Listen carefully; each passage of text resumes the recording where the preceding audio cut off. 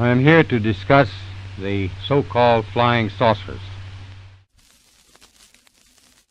We know now that in the early years of the 20th century, this world was being watched closely by intelligences greater than man's. Did the CIA write Wind of Change by the Scorpions? As humans busied themselves about the various concerns, they were scrutinized and studied. Dr. Loeb, what percentage chance do you give it that you have indeed uncovered extraterrestrial or non-human technology? With infinite complacence, people went about their affairs, yet across an immense ethereal gulf, intellects vast and unsympathetic threw their plans against us. All of a sudden, a stick out of nowhere landed right in front of us, and there was no tree, nothing overhead. Something threw it at us. Yeah. What's your hot take on Travis Taylor?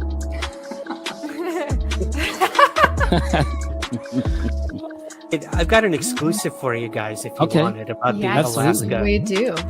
Okay. Dr. Taylor was revealed to be the chief scientist of the UAP task force with the Pentagon. All things unexplained. So some of that, I think, sir, we'll save for closed session. Hello, Unexplained Ones. This is Dr. Mounts, and welcome back to All Things Unexplained. I am riding solo tonight, so shout out to Smitty, who is a little under the weather tonight. He had a traumatic knee surgery this morning. Hopefully it wasn't that traumatic, but Smitty, our prayers are going out to you. We're thinking about you. And also we are missing CJ tonight, who's a little bit under the weather, but she's got a commercial for us coming up in just a little while.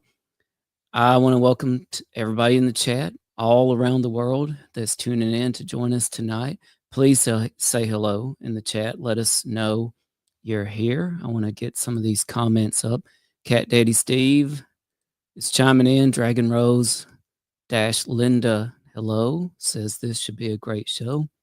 We've got Big Apple waving and tuning in. Terry Lauderdale says howdy. Gary says let's rock. Appreciate all of you. We've got Boogeyman Ketchup, who says they are not a Fed, which probably means they are a Fed in my experience. No, I'm just kidding.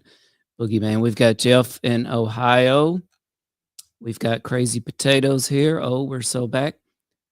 I noticed we also got somebody here tonight from Holland. Yep, Hot Lucifers joining us, the first thumb from Holland already. So we've got a lot of people in the chat already. Please say hello. If you have any questions for our guest tonight, who I'm about to introduce, please put them in all caps. I'm controlling the chat and everything by myself tonight. But if you put the questions in all caps, I'll notice it. I'll put a star beside it. We'll get to it at our listener questions section at the end of the show. And if you haven't already, we would appreciate it if you could hit the subscribe button. We are up to almost 43,000 subscribers at All Things Unexplained. We have been listed in the top 100 UFO podcast and the top 100 Bigfoot podcasts. So that's a pretty big deal. We're really excited about how fast All Things Unexplained is growing. So if you haven't already hit the subscribe button, that's one great way that you can support the show. Another way you can support the show is just to visit our website, allthingsunexplained.com. There you can find all our socials. You can find all our videos, links to everything we've got. You can visit our store, our official YouTube store on our YouTube or at allthingsunexplained.com. So we really appreciate all of you. We have got a really exciting show for you tonight. Our guest is Joerg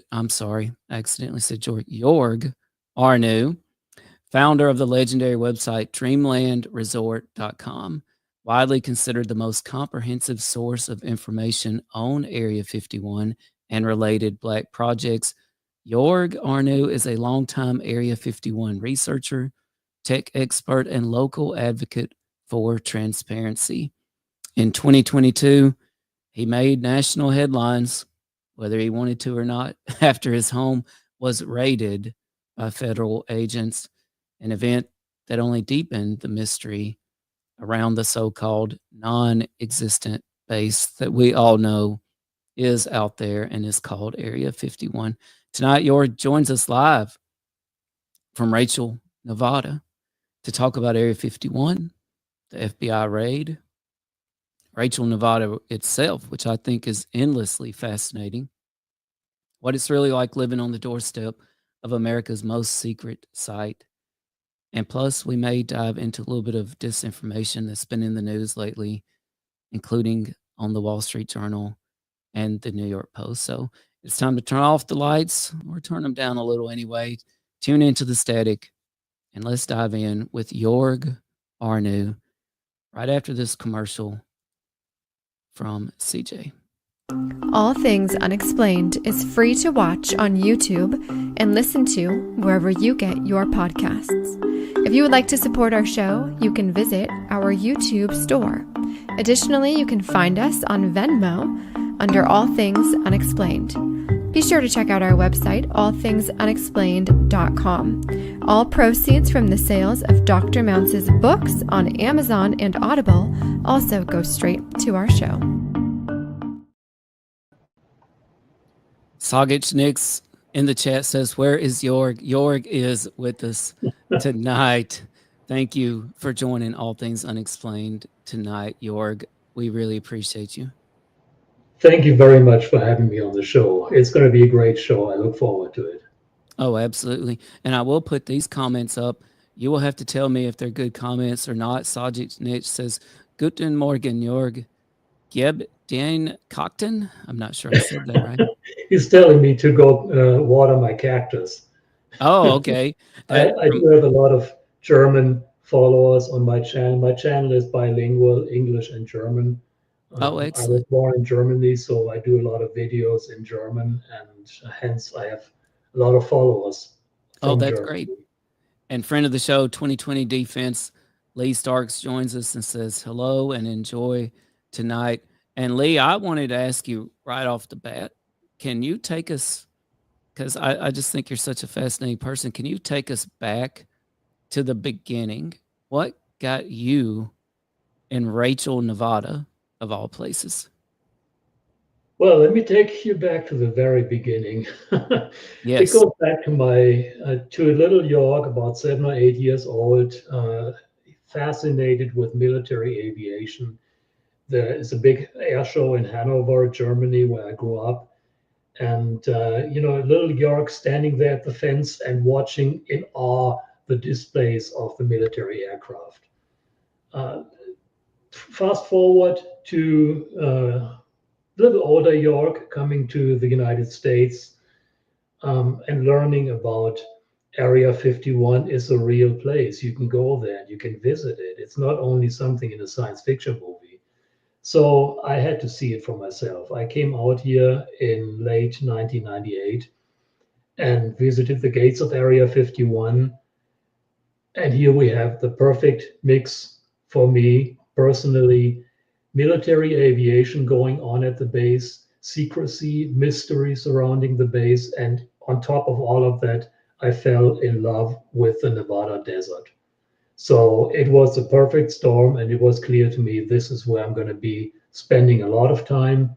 I came back, camped here for several weeks, did more investigation, and before I knew it, I was sort of the expert on Area 51. I started my dreamlandresort.com website, and it just took off from there.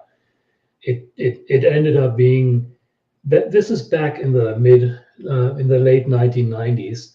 The internet was really just sort of beginning to be something that you could use, and there was not a lot of information about Area 51. So when I started my website, it attracted all kinds of people that had just been waiting to discuss their favorite secret base, but had no place to do so. And all of a sudden, my website was there. The discussion forum was there. And the website grew tremendously within the first year or two with the help of everyone involved back then. And well, the rest is history. As they said, I bought a property in Rachel. I started developing it. I moved here when I finally retired from being a software developer in Las Vegas. I moved mostly to Rachel. And I've been monitoring the base 24/7 ever since. I've been listening to their communications and watching certain procedures and just getting okay, what's going on? Putting my finger on what's going on at the base. Very interesting. You know, Bob Lazar, I believe, came out with his story and with George Knapp in late 1989. Were you aware of that happening at the time, wherever you were? At the time, I was still in Germany, and no, I was not aware of that. I didn't learn about Bob Lazar until I really started digging into Area 51. Of course, Bob Lazar was very prominent in the late 1980s. He brought Area 51 on the map. If it hadn't been for Lazar with his story, Rachel wouldn't be what it is today, and Area 51 probably wouldn't be what it is today, for better or worse. Lazar has a lot to do with Area 51, Area 51 folklore, the town of Rachel in general, public perception of Area 51. But I didn't really learn about Lazar. And to tell the truth, I am, and I have become more of a skeptic in my time here looking into Area 51. I can tell you a couple of little stories why I'm a skeptic. Oh yeah. Lazar's story sounds like a good story, but there are some things that really, to me, don't add up. On my Dreamland Resort website, I do have some clips about some of the things that just don't line up in Lazar's story. It's a great story, but that's, to me, pretty much all it is. Over the years, I came to know some people that have worked at Area 51 back in the 1950s and 1960s. Of course, they are up there in age today, but they still want to tell their story.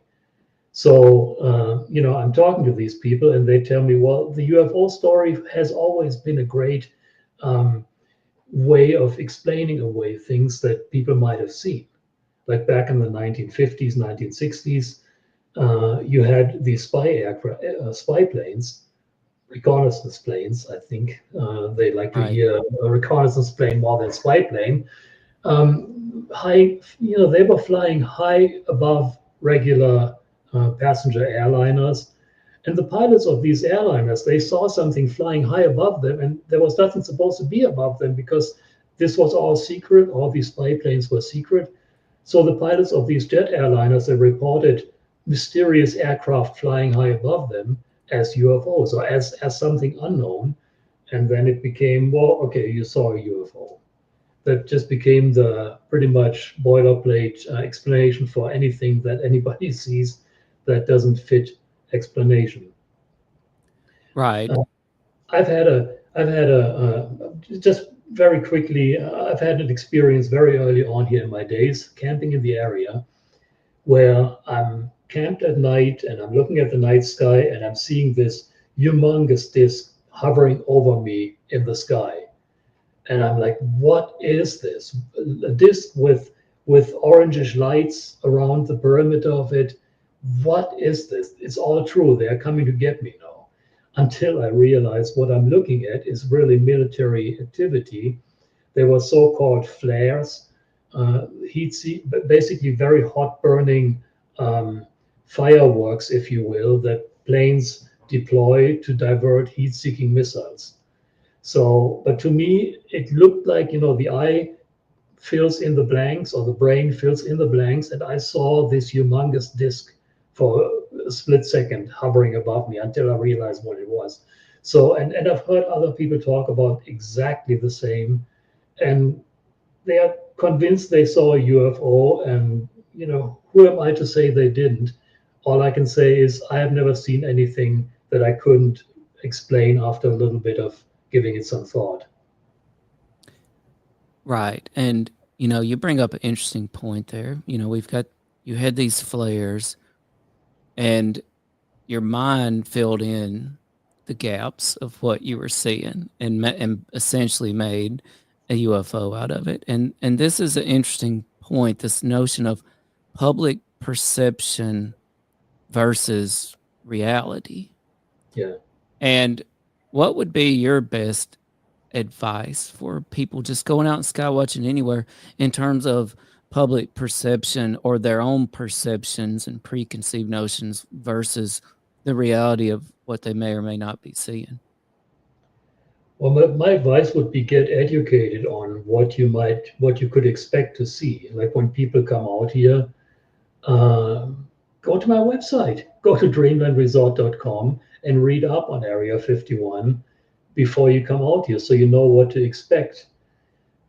You might get a great show. You might see something that you think is a UFO. Who am I to say it isn't? I will say this: if there is such a thing as recovered UFOs, Area 51 would be the logical place to keep them, because there is, to my knowledge, no more secret place in the United States than Area 51. It is perfectly tucked away in a valley, surrounded by another restricted area, surrounded by security, surrounded by desert that nobody in their right mind even wants to go to. So it's a perfect place. And, if we do have something that we don't want to share with the rest of the world, that would be the place to keep it. But again, there's a lot of things that you might encounter here that you might, if with a little bit of preparation, check out my websites, check out my YouTube channel for that matter. I started a YouTube channel about a year ago. The link is on my website, and I think it's also in the description of your show here. Take a look at my YouTube videos, what it looks like out here, get educated, and then you're going to get a lot more out of your visit. When you come out here knowing what you're going to see and what it looks like, what to do, you get so much more out of your visit. Right. And I want to pull up your website here, Joerg. And this is dreamlandresort.com. I'm going to put that up where everybody can see it too, dreamlandresort.com. And your website is truly massive. I mean, certainly a wealth of information is here. When you first got started, Joerg, kind of what was your purpose of the website to start with? And what were you doing exactly with the website at the very beginning? The purpose of my website was as much to share my information with others. I started camping out in this area, and I literally developed, I'm a software developer by trade, so developing a website came natural to me. I literally developed the first pages of this website. It's camping in the back of my truck back then, and it was meant to share my information. I'm learning about Area 51. I'm thinking, well, I have these questions, and I just answered those questions for me. Other people may have the same questions, so let me tell them what I found. And at the same time, it was also, to be honest with you, a repository for myself to organize my own research. and at the same time share it with people that are interested in it. Of course, the discussion forum, what the buttons on the left-hand side of that website. By the way, the design of the website, yes, it's very 90s. That is because it was developed in the 90s, and I've never changed it because we all came to love it the way it is. And on that button bar, if you go to the discussion forum, there's discussions pretty much every day. People post new topics for discussion. And it's very active, and there's a lot of really good people that contribute to my forum. Some people that, I learn to listen to when they talk. I know they have something meaningful to say. So this is the absolutely great source for information.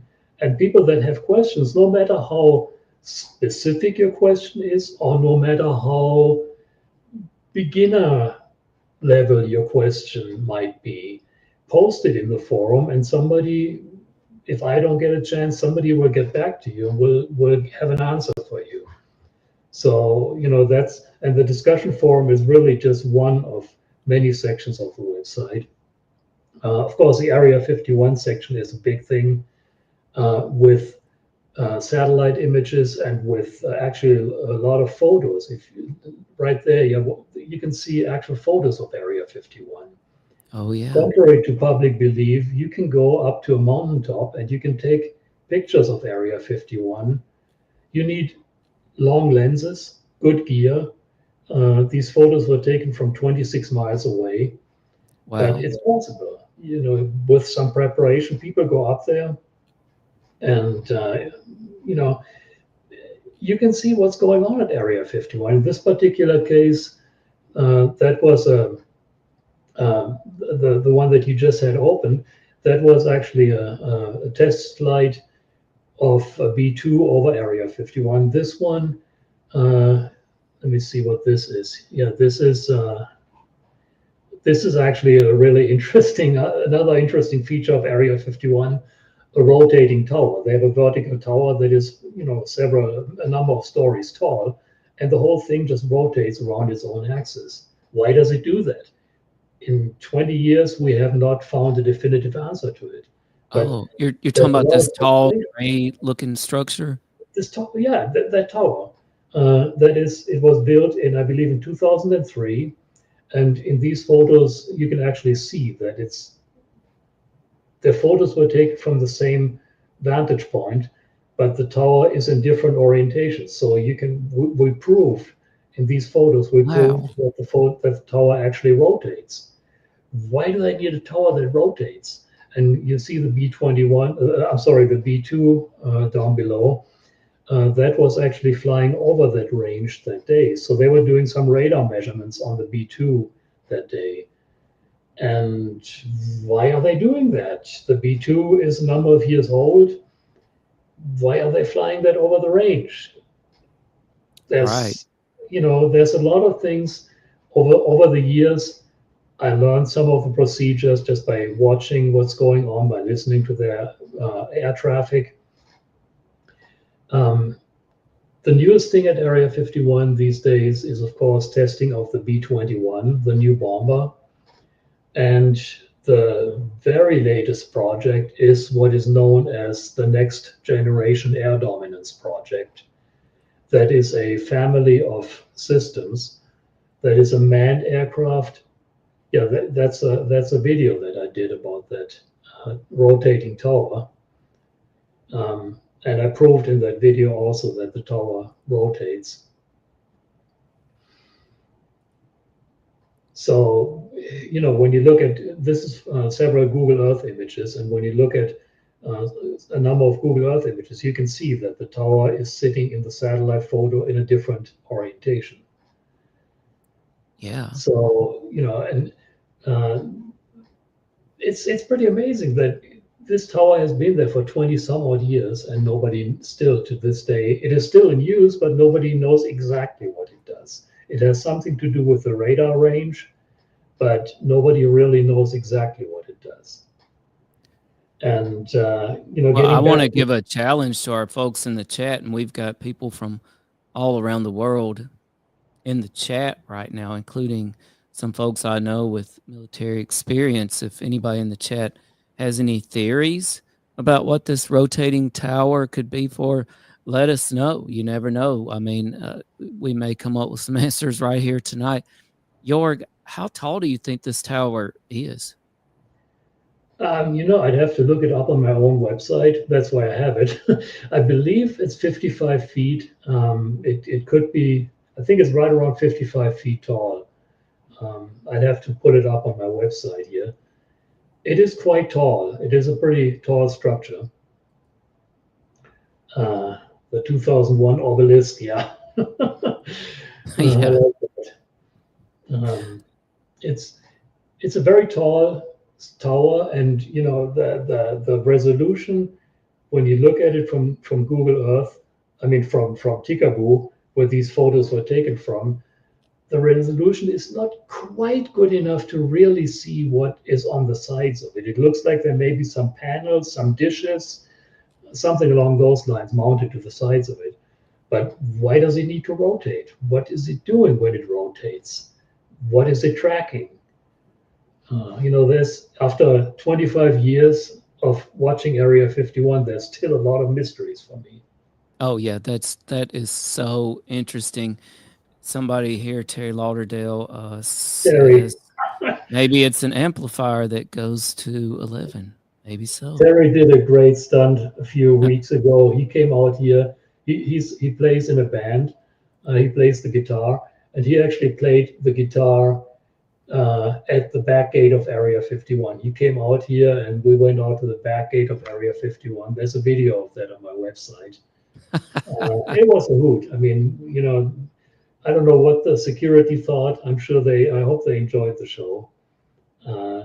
He played the theme from Top Gun at the back gate, and it was quite a hoot. And by the way, Dragon Rose is my girlfriend Linda. She's kind of moderating my chat on my YouTube channel. I noticed that. Thank you, Linda. I appreciate that as well. So thank you. And I'll repeat something that Linda helped with. If anybody has questions for Joerg, please try to put them in all caps. I'm putting a star beside them, and we'll get to as many as we can toward the end of the episode.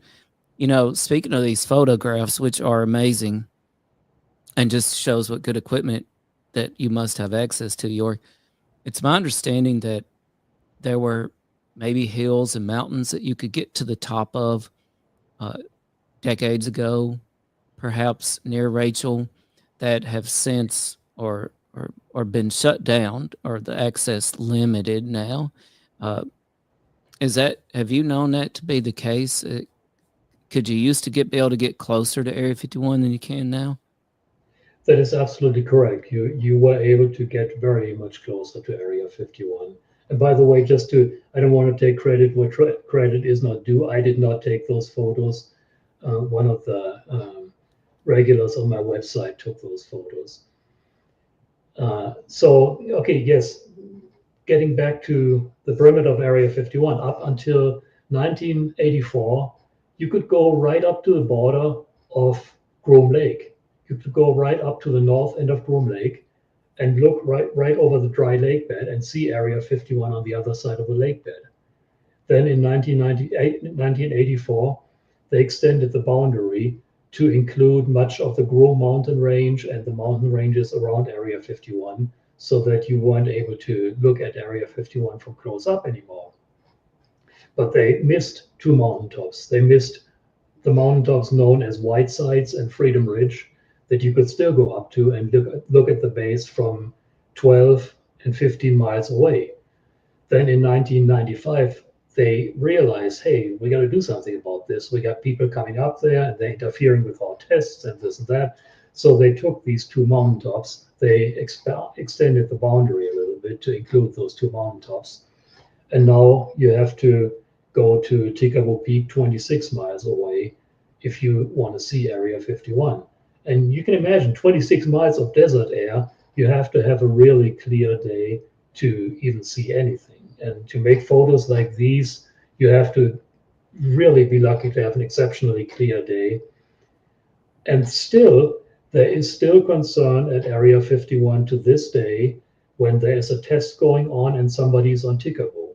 There's one documented case where a member of my website team was on Tikabo Peak, and they sent the helicopter out to check on him, and the helicopter radioed back, "Yep, I see the guy," and they called off a test that they had scheduled for them. Oh.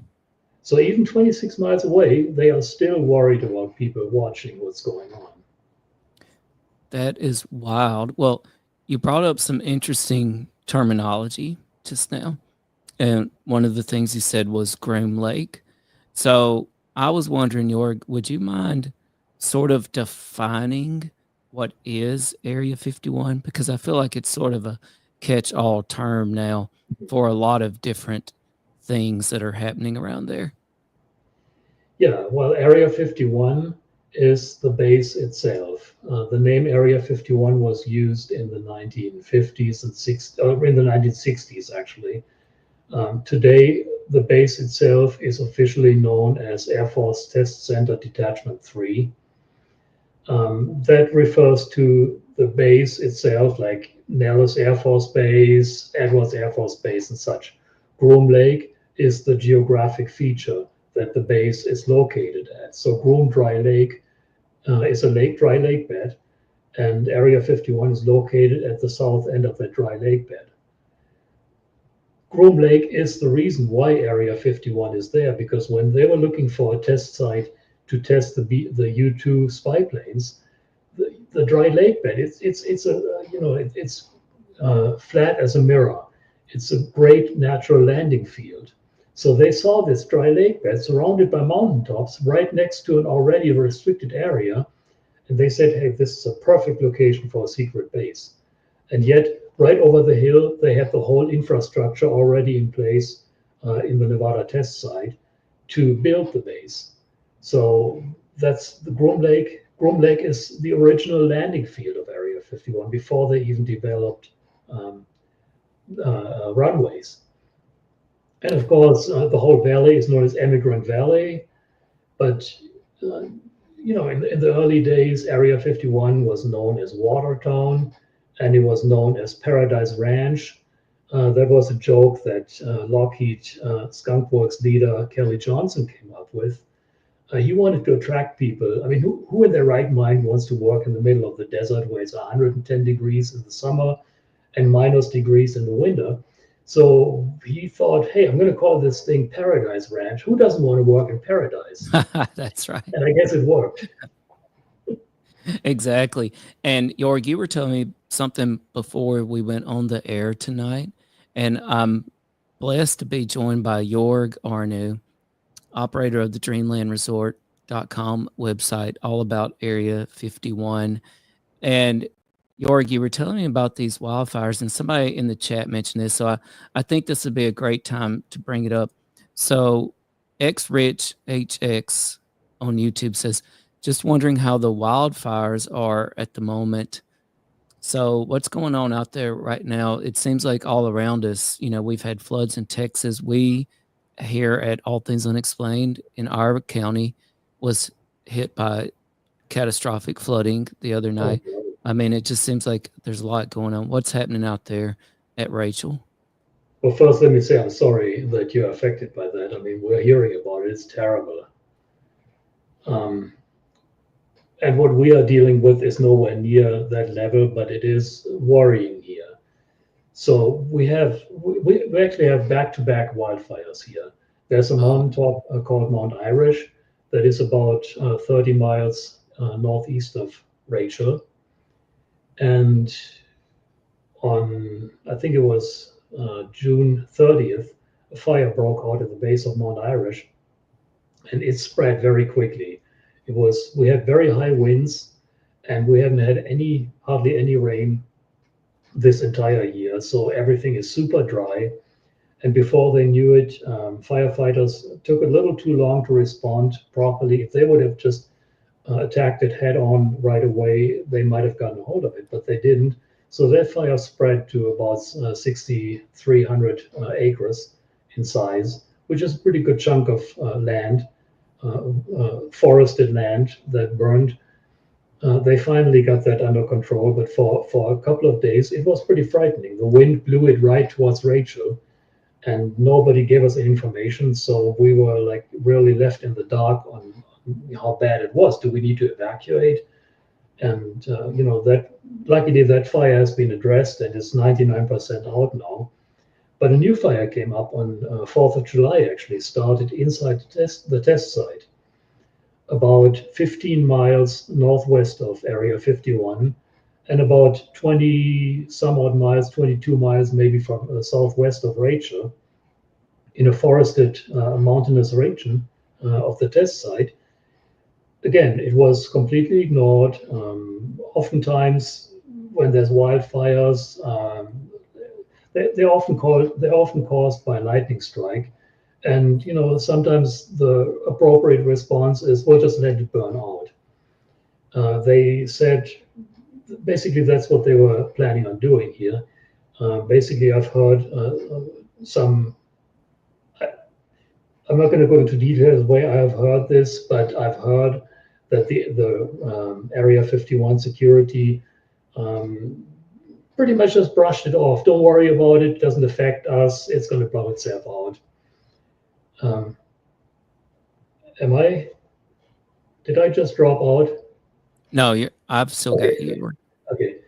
So anyway, they ignored this fire until they couldn't ignore it anymore. It caused a lot of smoke. This whole valley a few days ago was covered in smoke. The smoke, I did a video. I got a short on my website, on my YouTube channel. I got a short video about it. And that is not even the worst of it. The whole valley was covered in smoke, and one day we actually had ashes rain down on us. Oh, man. That fire now has grown to a size of 30,000 acres. Wow. And just to put that in perspective, that is about 1/3 of the size of the city of Las Vegas.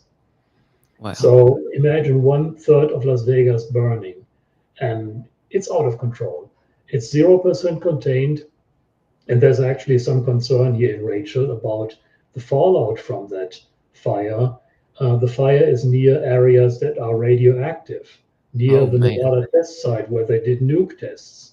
So there is no telling what is raining down on us right now, what we're breathing in with the smoke that we're breathing in right now. Just before the show, I had a local from Rachel call me and ask me, hey, do you know anything about it? Do we need to be concerned? I don't think it's quite at that level, but it is at the level where I really want to know more about, do we need to be concerned? So, as I'm looking out my window, just before the show, I looked out my window over to the ranges, and I can see plumes of smoke coming up. I understand that there will be a report tonight in Las Vegas News about it. I talked to George Knapp from KLAS about it. And, there's just some concern that what are we being exposed to here? What is this stuff? And, wouldn't it have been a lot easier and better if they would have addressed it when they still could? Right. Yes. Last night, I think Linda and I went outside and we looked over to the mountain, and we could see flames on top of the mountain. Wow, that's scary. And I think, as crazy as it may sound, but as long as the wind was blowing it towards Rachel, I don't think they were too concerned about it. But then the wind direction changed, and it blew it right over Area 51. Right. And I think that got their attention. Right. Well, we will certainly be thinking about all of you out there in Rachel, and hopefully they will get on that and get it contained. I mean, I tell you, we should all be well advised to be prepared, because honestly, if anything the last few years has taught us is that life can change in a heartbeat. It doesn't take long at all. And you may have to stand up for yourself and your friends and your family at a moment's notice. And so we'll be thinking about all of you out there, Joerg, and everybody in Rachel in the surrounding area. I want to bring up this comment here, Joerg, but also back to your website, because I think this is a great picture. This photo below was taken from Tikaboo Peak on October 12th, 2023 by our longtime member, Michael Rokita. with a Nikon P1000 camera with a 3000 millimeter optical zoom. And we kind of have a pretty good view here, it seems like, of Area 51. And specifically, they point out a new hangar here with an arrow at Area 51. And I brought up the comment here from Steve King to go with this photo. And Steve King says, you should install earthquake sensors on your property and monitor for anything suspicious. That does bring up an interesting point. Are you aware of any seismograph data or sensors in the area that anybody monitors or has access to, Joerg? There has actually been a monitoring station near Queen City Summit, about 15 miles northwest of Rachel. I think that was a University of Reno project, if I'm not mistaken. I don't know if that's still active, but we do every once in a while, when you look at earthquake maps, you see these micro earthquakes over the ranges or supposedly in the ground. I'm often wondering, are these real earthquakes, or is that something flying that is causing these quakes and is setting these sensors off? So there are a lot of monitoring stations for radiation around Area 51, around the test site, and weather monitoring stations.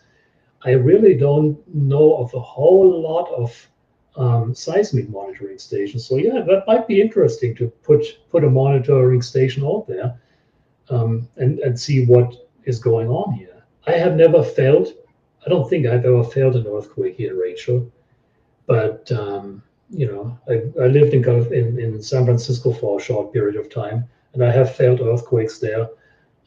It does get your attention. I've never felt anything like that here.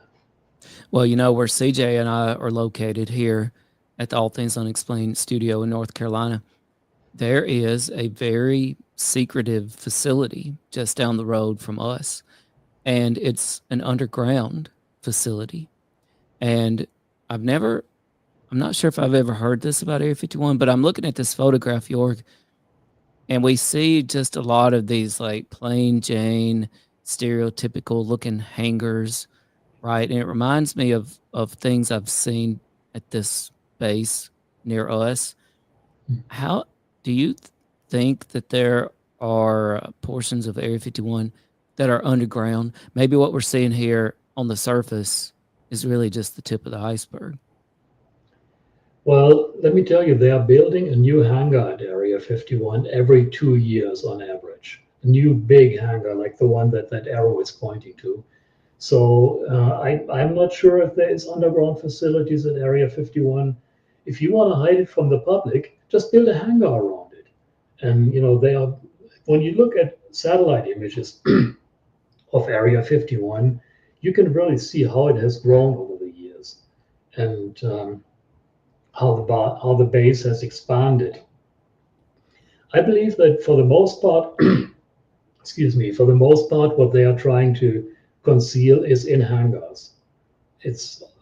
There may be some underground facilities, but I really don't see the need. If they wanted to hide whatever they are trying to hide, any air vehicle that they are trying to hide, all they have to do is build a hangar around it. And they have actually built new hangars at Area 51 very recently. This big one was built in 2008 for a project. Basically, the successor of the project that was developed there is now known as the RQ-180 drone. It's a combat drone that has been in use for years and years after it was developed here. And still nobody knows really what it looks like or what it does. It's one of those things that our military keeps in the back pocket and pulls out whenever they need it. So and that's what Area 51 is.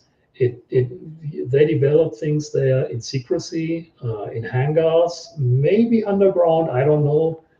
And when we need it, we have it. And just to make that very clear, the secrecy at Area 51 is of course not to keep it from us, from the American public. It is to keep it from our enemies. Right. They can't tell us, but not tell our enemies. So right. say everything is super secret. And sometimes I think the secrecy in Area 51 takes on a little bit of a life on its own. People go a little overboard with the secrecy. Good example, I don't know, we probably don't have time to get into the details of it. The Area 51 raid a couple of years ago when both of my homes were raided by FBI agents. Linda was affected. So happened that she was in Las Vegas. I was up here. They tore all the places up, tore everything upside down, stole about $20,000 worth of my equipment. And 2.5 years later, I still can't get a hold of anyone to even tell me what this was all about. Wow. No, I'm really interested in that, Joerg. And of course, this made national or worldwide headlines when this happened. And I wanted to ask you a little earlier, maybe you could go ahead and address this now. When was the first time, Joerg, that you started noticing that, hey, somebody else is paying attention to my website besides just fans of it? That very day, I had no indication that it was coming.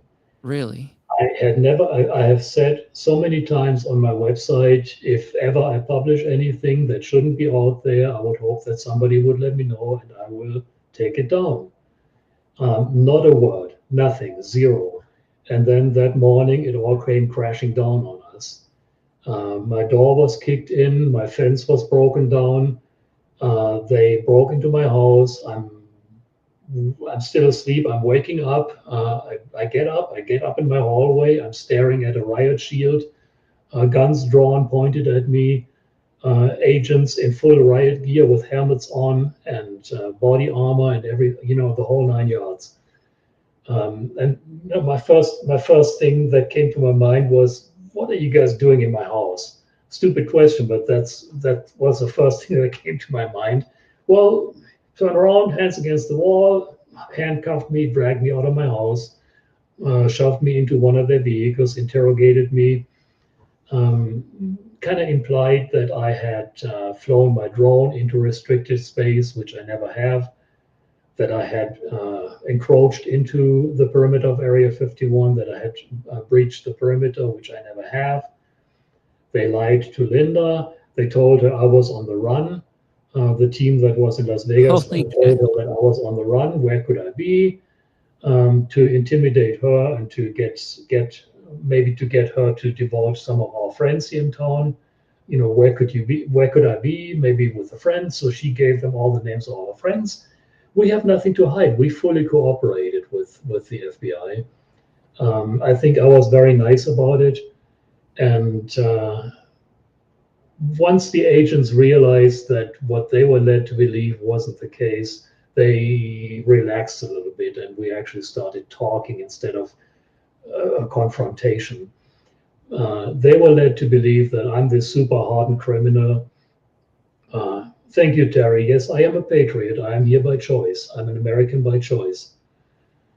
And, the first question that the guy asked me is, are there any booby traps on your property? And I'm thinking, booby traps? Who the heck do you think I am? I'm a retired software developer with a hobby that involves Area 51. I haven't had so much as a speeding ticket in many years. So what? I couldn't. I'm probably the most boring guy, and they have all my computer equipment. They have all my backup drives. So by now they know that I'm actually pretty boring. But they were led to believe that I'm this super hardened criminal and that they had to come down on me full force. Linda was dragged out of the house in her underwear. I mean, it was very, very demeaning. The whole thing was very, very much geared towards intimidating. And I think the reason for this was twofold. Number one, they knew about my website and they wanted to know, what do I know that's not on my website? Zero. I don't have these super secret sources. I don't have Deep Throat that I'm talking to. Sorry, I wish I did. I don't. And secondly, They wanted to send a message to the community. My website is one of maybe a handful of similar websites and forums that cater to that community. And they wanted to send a message, hey guys, back off. And they knew that I'm very outspoken, that word would get out. And that was the whole purpose of this whole thing. Nothing will ever come out of it.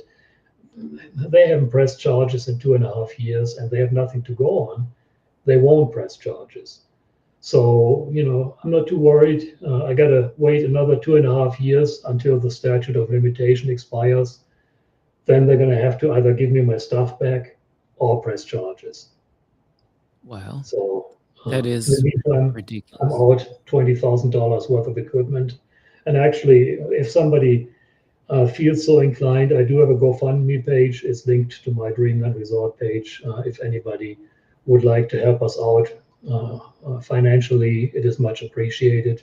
We have so far raised almost $19,000 in donations to help with our financial losses. I mean, just repairing the house after the goons were done, that alone took me about $7,000. But yeah, no hard feelings. They did their job, and they are not the guys I'm blaming. Whoever kicked this whole thing that came down on me, whoever kicked that loose, that's the person I have a problem with, because he abused his power. Right. Did they even present a warrant for being there? After they were done tearing my house up, yes, they did. Linda asked in Las Vegas. I asked here in Rachel, I want to see a warrant.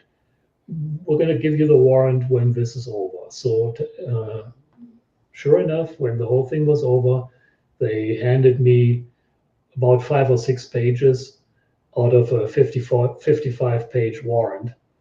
What the other 40 pages say, I still don't know. The pages that I was handed quote some really dubious paragraphs in the law that basically say it's illegal to take photos of military installation. Well, I did. I'm not denying that. But so does Google Earth. So does every tourist that comes out here to Area 51 to take photos of the perimeter.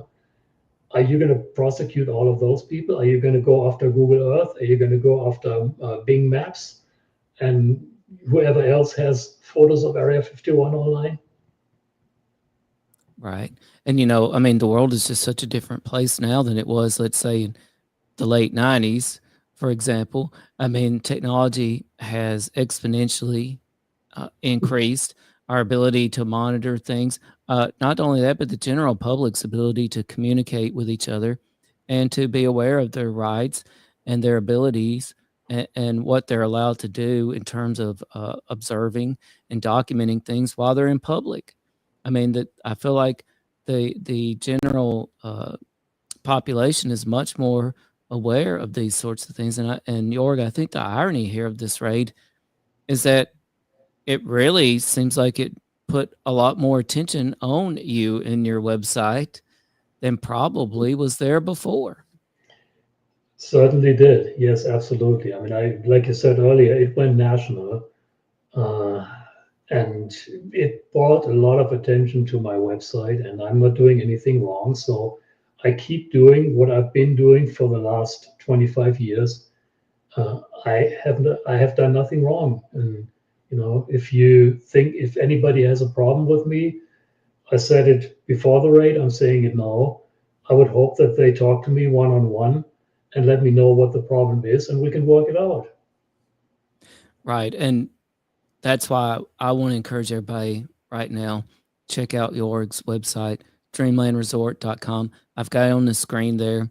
It's a cool 90s website that is super functional and super cool. You can also link up to Joerg's YouTube channel from there and his GoFundMe to help Joerg replace some of the equipment and repair some of the damages that occurred during the FBI raids, which ironically remind me of the FBI raid on Afro Man's house Afro man who's from Palmdale, California, which is where my co-host CJ is from as well. And Afro Man turned that into a music video, and so that turned around on the FBI as well too.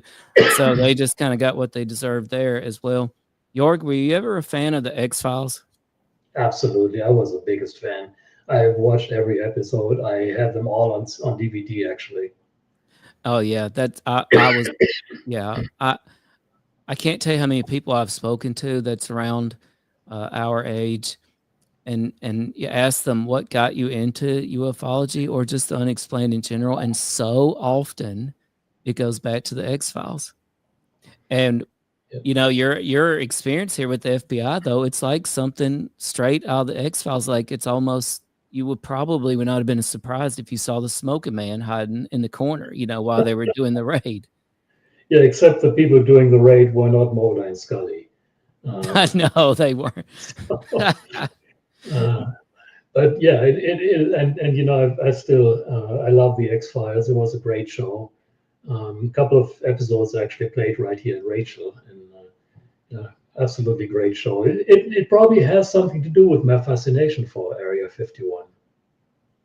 Yeah, well, I was wondering that. I mean, because just clicking through your website here, it does kind of have like a cool X-Files like vibe to it. I've seen Mulder and Scully on their computers, you know, in different episodes. So it has a really cool vibe. And I was a part of a group back in the day, and I still remember fondly that we would get together on Sunday nights, and watching X-Files was the thing to do, right? And you had to watch it then. It was now or never. There was no watching it later on your own leisure time, right? It was truly must-see television for sure. Well, Joerg, one thing I wanted to talk to you tonight about as well is just Rachel, Nevada. I think Rachel is a really fascinating place. The population of about 60 people. Is that about right? Yeah, on a good day, closer to 50 probably. Well, what can you tell us? I mean, just about Rachel, Nevada, because I've heard a lot of things about Rachel and just its proximity to the bases out there, and just kind of what people, you know, were used to. Rachel originally started as a base camp, so to speak, for a mining operation nearby. There was a big tungsten mine on the backside of Timber Mountain. And, you know, there was some farming going on here in Rachel. And when the miners moved in, the farmers started selling off some of their land for settlement. This was very, very basic. No power lines, no infrastructure. And then finally power lines came to Rachel, which was a big moment. The town was sort of beginning to be on the map. And then this little girl was born in the town that was called Sand Springs back then. Her name was Rachel Jones. And that was sort of, okay, we are beginning to be a town. We're beginning to be someone. We're beginning to be on the map. So they named the town after this baby girl that was born, the first baby girl born here in town, Rachel Jones. They named the town Rachel. That's why it's called Rachel. The mine closed subsequently, and Rachel would have probably become just another ghost town if it hadn't been for Bob Lazar and his story. You know, a few people knew about Area 51 prior to Lazar and would kind of come out here more or less in hiding, wouldn't really make a big deal out of it. But Lazar and his story brought Rachel on the map. At the perfect time when it was in decline, when there was really no economy in town, and there was a local bar that was called the Rachel Bar and Grill. Of course, Lazar came out with his UFO stories, and they renamed the bar the Little Alien, which is called to this day, catering to UFO tourists. They got all kinds of decorations on the wall of UFO sightings and everything related to strange, mysterious happenings around the area. Area 51 being right over the hill, there's got to be something going on. There's got to be UFOs. People came out here by the busloads. There was several small businesses here in town catering to UFO tourists. Area 51 did its best to further that whole UFO story, because what better way to debunk people that might have really seen something, a test flight, a mission going out of Area 51, than tell everybody, oh, the guy just saw a UFO. So it was almost a mutual doing to further this UFO myth. And well, the rest is history. To this day, it was just a little bit declining. Rachel, there's no denying it. Rachel is declining. The older people move away, pass away, sadly, and the younger people, there's not much to do for the younger people. So they go to college, they never come back, they are gone. So it's dwindling away. During the time that I've been here in Rachel, it's probably declined from close to 80 people to now 40 on a good day. And so, the UFO theme and the tourism is keeping Rachel alive. Our whole county is living off of tourism. And I think it's great. I'm actually, in about an hour, I have a tour with a German tour group that I'm showing around here. So I'm all for tourism. That's great. But when this Storm Area 51 event happened a few years ago, we were just completely overwhelmed, and we tried to step on the brakes. Hey, slow down. No, we can't handle 3 million people in a town of 50. That's not going to work. Right. So, but that at the same time, and of course that event didn't get anywhere near as big as they thought it would be. But it brought more renewed interest in Rachel. So it brings more tourists out here, which is great. We live off of tourism. It's great. Come visit us. That's what my website, part of my website, my Dreamland Resort website is for, and my entire Rachel website. I also have a website, the official website of the town of Rachel, called rachel-nevada.com. It's to bring tourists here. We welcome tourists. And the town, as it is now, we have the local bar and grill, the Little Alien. They have a few guest rooms. We have a gas station. And we get mail once a day from Alamo, and that's about it. There is no infrastructure in Rachel. And all of us who are living here, we are here because of that. We are individualists. We like it the way it is. We like to be able to be our own, to make our own fate, so to speak, on our properties. I can develop my property any whichever way I want, and nobody has anything to say about it. So if there is a common theme to the people that are in Rachel today, we all like our privacy. We are all individualists. So, I'm 63 years old, and I'm one of the younger residents here in Rachel. That might tell you something. So, but again, come to Rachel, visit it. There's actually on my Rachel website, there's a great history of the town of Rachel that was written by Glenn Campbell, a former resident of Rachel.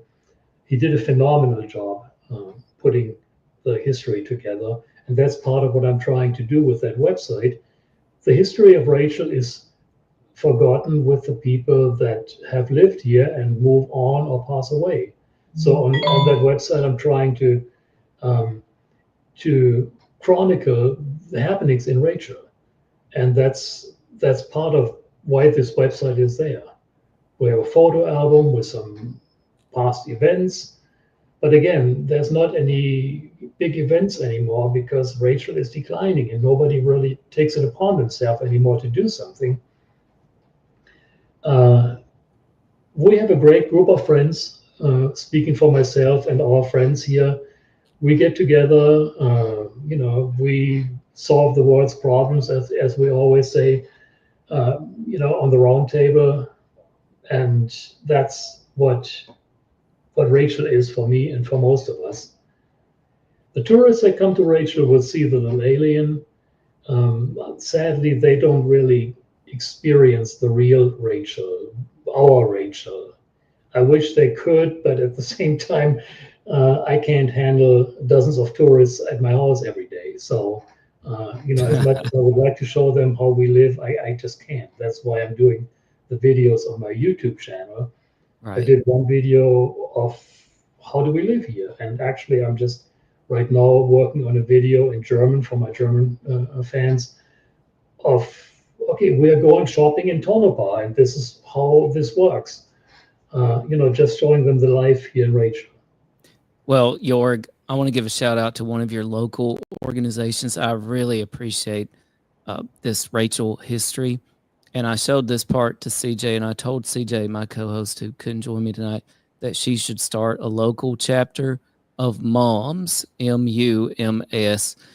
This stands for Mothers Under Mighty Stress. And I don't know when that group was started. On April 11th, 1978, a group of women in the town of Rachel formed MUMS, Mothers Under Mighty Stress.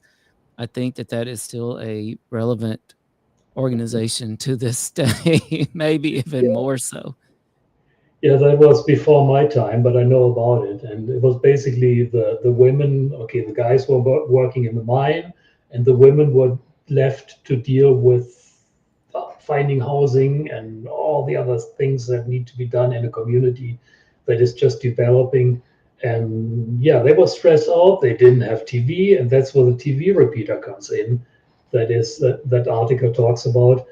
There was no TV reception. Rachel is so far away from anywhere really, that there's no TV reception. So they put a TV repeater up on a mountaintop here to bring to basically bounce Las Vegas TV channels into Rachel, and that was a big thing when all of a sudden they could view TV here in Rachel. So that alleviated a little bit of the mighty stress that the moms were under. But I would imagine, I'm sitting here in my nice air-conditioned house, but I would imagine that in the beginning, when Rachel started, it was a rough life here. It gets hot in the summer, it gets cold in the winter. There's really only two seasons, summer and winter. And I'm sure it was a very rough life. I can't even imagine. Oh, sure. So today we have a little gas station here. We can go there and buy the most necessary things. We drive, our nice air-conditioned cars to Alamo or to Tonopah, go shopping. They couldn't do that in those days. It was a day trip to go grocery shopping. Right. It reminds me of a trip I just got back from where I got to go into the Yukon Territory in Canada. And my goodness, just hearing about the stuff that people went through in the 1800s, to traverse that land and go on a look for, for gold or whatever they could find. And I was told that an interesting survey was done of those folks, and keep in mind how many folks lost their lives during that and how hard life really was. And the survey asked as many of them as they could get to, knowing what you know now, and keep in mind that pretty much the vast majority of them found nothing. Knowing what you know now, would you do it all over again? And 100% of them said, yes, we absolutely would. We would do it all over again. And it sounds to me like you've got a magical experience going on out there in Rachel, Nevada. Well, I literally carved everything that I have on my property now out of the desert ground. I built everything I have here. It was a struggle, putting a well in, finding somebody to put my well in, putting a septic system in, getting electric wired up, building a home, building a garage, getting all the gravel delivered, forming a driveway. It was a hell of a thing to do, but would I do it all over again? Absolutely, I would.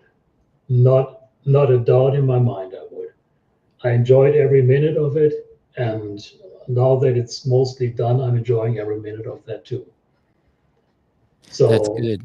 And there is actually, we've talked about, I mentioned the mine earlier. There is actually talk about the mine reopening. It's a tungsten mine, and the rare earth supply from China is not as forthcoming anymore, and we don't want to be as dependent. So there's a good chance that they might actually reopen the mine here. just on the other side of Timberview Mountain, which means that Rachel would really be someone again, that we would have a lot of miners living here, more infrastructure. Part of me likes the idea, part of me dreads it because it will disrupt our peace and quiet. But I think overall it will be a good thing for our town. So it's not a done deal yet, but it looks very promising that it will happen, and we may go from the label, well, the town where the UFO watchers go, to a mining town again. Right. And, tungsten, I've learned a little bit about tungsten actually in some research here lately. And tungsten is in all the filaments in our light bulbs in everybody's houses, because it's my understanding tungsten has the highest melting point of any element. I believe I've got that right. So it makes the perfect filaments for light bulbs. But at one point in the past, though, it was also very useful for things like military purposes, right? Shielding, tanks, that sort of thing. So that's really interesting. And it sounds like you're essentially the Chamber of Commerce there. So you probably will get a lot busier if the mines open back up. Yeah, I just see Mr. GP3PO. He's one of the long old timers who's coming out here. Mine opening, yes, it does sound like the mine. He's very surprised about that because there's been all these stories about the mine opening over the years, but this time it actually looks like it will happen. So yeah, the mine is closed again. It was pretty much falling apart. People were driving through on their quads and whatnot. It's all closed up again. People are cleaning it up. It looks like it's actually going to happen this time. So maybe if we talk in a year, it will be a whole different town of Rachel. Yeah, we'll have to check back in on that. Joerg, you brought up a name here that wrote the Rachel history on the rachel-nevada.com website that you operate, and the name was Glenn Campbell. And I have to remember that name because that's also the name of a famous country singer, but I don't think they're the same person. And this Glenn Campbell has passed away, I'm pretty sure, right? But Glenn Campbell also wrote another document that's quite well known in some circles. Anyway, I'm going to bring it up on stage. It's called the Area 51 Viewers Guide. Now, Joerg, can you tell us anything? Because this is a heck of a document here. It's over 100 pages long. And I was looking through it, and there's a lot of very interesting things in the document. I'll put it that way. Glenn Campbell was the original Area 51 researcher here. And he was here before my time, did a lot of research. He's a character. I met him a few times, and he's actually inspired me to come out here for the first time. He had a website called UFO Mind that had a lot of his research on it. It was a little bit on the fringe sometimes, and then of course I bought a copy of his viewer's guide. His viewer's guide, the Area 51 viewer's guide, was my Bible when I started exploring this area. I literally checked out all the roads he's describing, all the boundary points. I can probably say that if it hadn't been for his viewer's guide, I would have had a lot harder time to get a handle on all of this. And he did a lot of research. Like I said, he wasn't a little bit more on the tipping point, UFOs, no UFOs. So a lot of his stories go a little bit in the esoteric or in the UFO realm. But for the most part, he did a great job writing a little tour guide about this area. With one section, several pages are dedicated step by step the highway markers, and every dirt road that goes left and right off the highway. I took that viewer's guide, I drove down every one of these dirt roads and checked them out. And if it hadn't been for his viewer's guide, I might have never done so. So Glenn was a heck of a guy. Sadly, he passed away well before his time. Heck of a guy. I really learned a lot from him, from his viewer's guide, and I can probably say he inspired my own work, my own website. His viewer's guide is what my website later became. I would like to think of that, if I may even be so presumptuous to compare the two. Well, I thought it was really interesting, and there's so many great things in here. Like here, he talks about these sensors that you could discover around the desert if you knew what you were looking for. And he even describes sort of a way to hack into them. Does this sound familiar to you? Have you ever stumbled upon hidden sensors in the desert? Yes, I have. There's actually pictures on my Dreamland Resort website where I'm finding these sensors and I'm taking them apart. They're buried in the ground. The sensors that he's showing here, that's the older generation of sensors. The sensors that are in use today are more compact, buried in the ground, and just little antenna sticks up out of the ground that looks like a piece of wire. If you go to my website and you go to Area 51 and then perimeter security or something like that, you'll find photos of them. I unburied a bunch of them and took them apart. I mean, not took them apart physically, but kind of opened them up and looked at the batteries. Excuse me, and then took some pictures. While security was watching me, and I thought, okay, well, if they have a problem with that, then they're going to let me know. Well, they didn't. A few weeks later, the FBI contacted me. This was 20 years ago, so this has nothing to do with the case right now. And he basically told me, okay, don't do it again. Leave them alone. Which I have. I still know how to find them. I know they are still in use. I can prove that. I know all the frequencies that they're operating on that I'm not publishing yet. I know all the locations that I'm not publishing yet. And they are still in use. They want to know, they're all on public land. They want to know when somebody approaches. So, it goes, okay, there's 5 sensors on the road. Okay, they tripped sensor 5, now they tripped sensor 4, sensor 3, sensor 2, sensor 1. Whoa, okay, now they're right by the gate. So they issue a warning for people at the gate.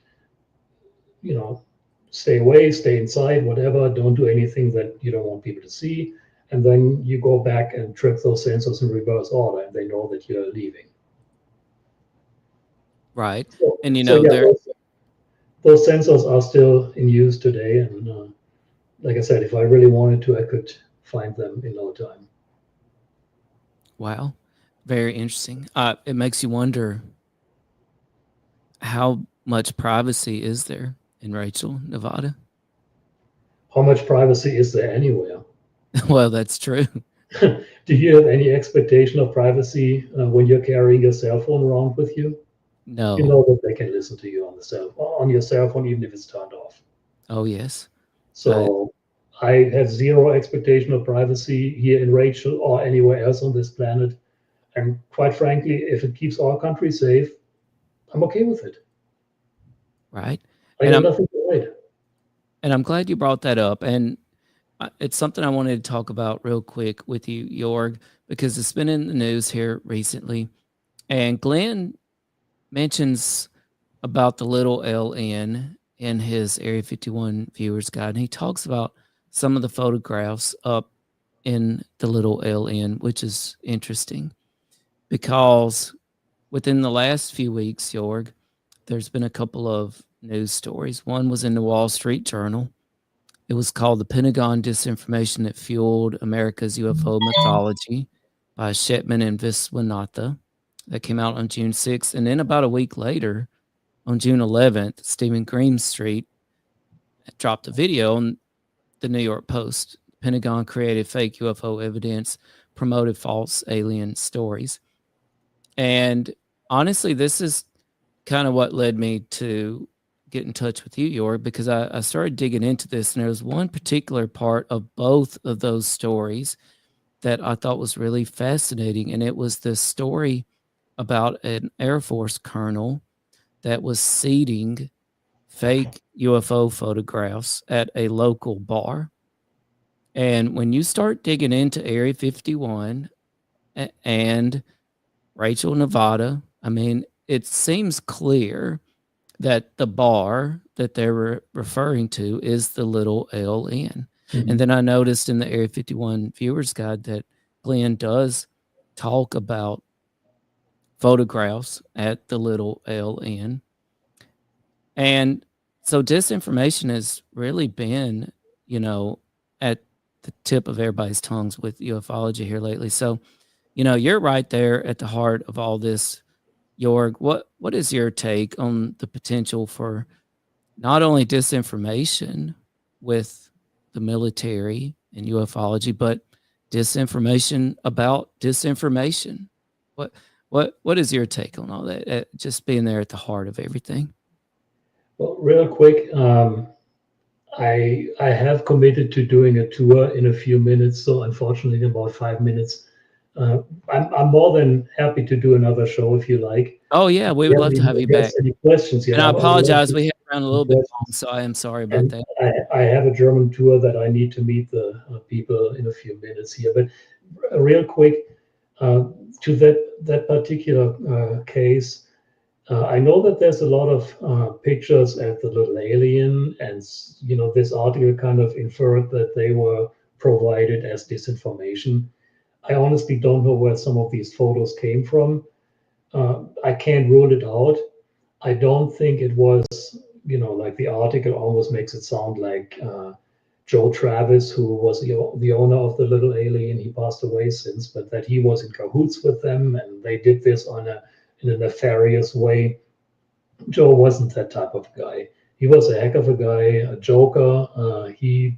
If you give him some UFO photos, he was just building the Little Alien into a UFO theme at the time. This was in the late 80s, early 90s, after Lazar came out. Right. So somebody might have provided those photos to him and said, "Hey, look, here's some great photos. Oh, great, that's great wall. Great to cover the walls." They put all these photos in the living. They have a bunch of trailers that they use as motel rooms, and every one of these rooms has UFO photos in them. Some look hokier than others. I can't rule out that they came from somebody who put those there for disinformation. I can, by knowing Joe personally very well, I can rule out that he would do that in a nefarious way. If that is in fact the case, then he wasn't aware that there was misinformation. He might have jumped at the opportunity. I mean, they needed UFO stuff. They were just becoming the Little Alien, so they needed wall decoration and so forth. So yeah, absolutely, could be that he jumped at that opportunity. In a more general term, disinformation is what they do. That's what they do at Area 51. That's how they hide what they're really doing. And sometimes I'm questioning, like when I'm monitoring radio traffic, are they just putting this out there for people's benefits, like myself and others monitoring their radio traffic? Is that real? It's been since, this goes way back to the 1950s and 60s when the people worked on the spy planes. They call themselves the Roadrunners. It's an organization of guys that worked out there back in the 1960s. I'm good friends with some of them, the few that are still alive, sadly. And, they tell me stories of painting fake airplane shapes on the asphalt, on the tarmac, to throw Russian satellites that flew over off track to make the Russians scratch their head. What is on that tarmac? What is sitting there? When it really was just a black painting. Right. More modern times, I hear that sometimes they would put on light shows for the benefit of UFO watchers around the base. And, then, of course, the story goes, well, I've seen lights around Area 51. They were jumping from left to right and back to the left. And, I've heard stories that they actually put on these light shows for the benefit of UFO watchers. Oh, interesting. Some of these stories that come out, some people even say Lazar is a disinformation agent. Some, I don't think so, but there are people that say that. Right. So the best disinformation is hidden between two truths. And I think that's a lot of what they do at Area 51 is just that.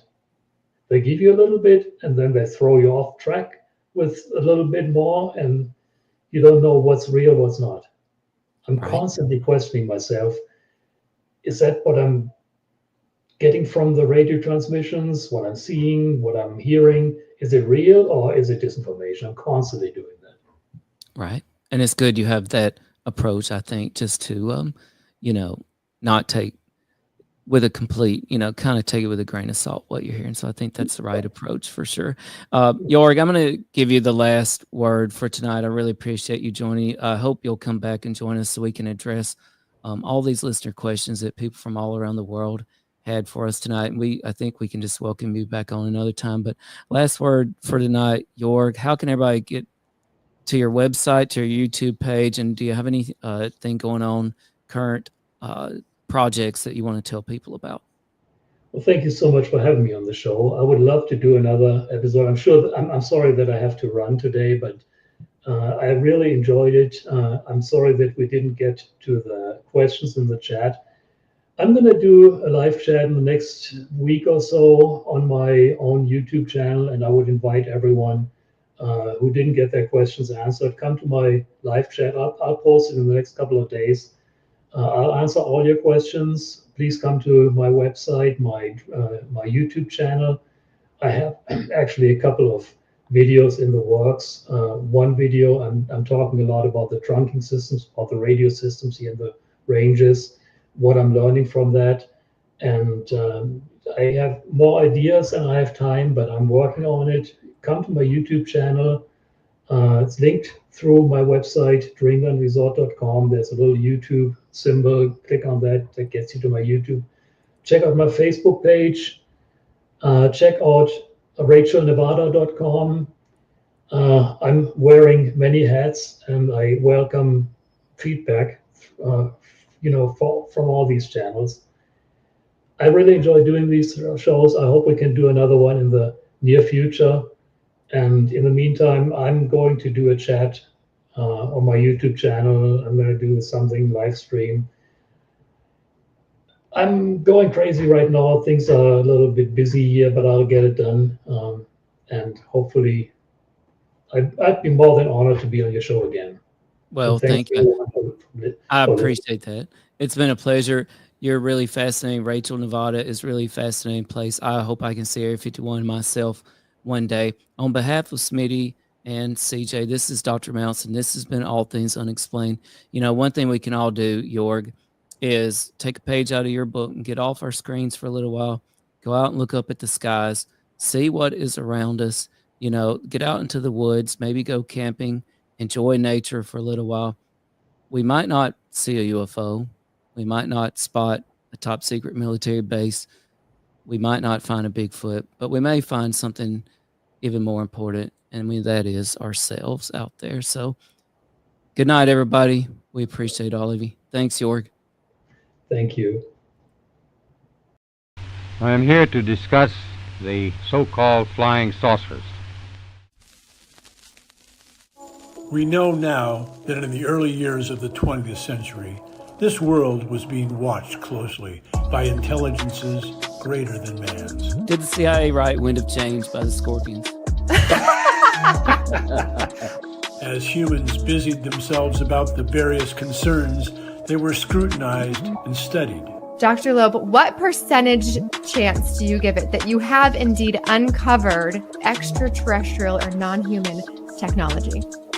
With infinite complacence, people went about their affairs, yet across an immense ethereal gulf, intellects vast and unsympathetic drew their plans against us. All of a sudden, a stick out of nowhere landed right in front of us, and there was no tree, nothing overhead. Something threw it at us. Yeah. What's your hot take on Travis Taylor?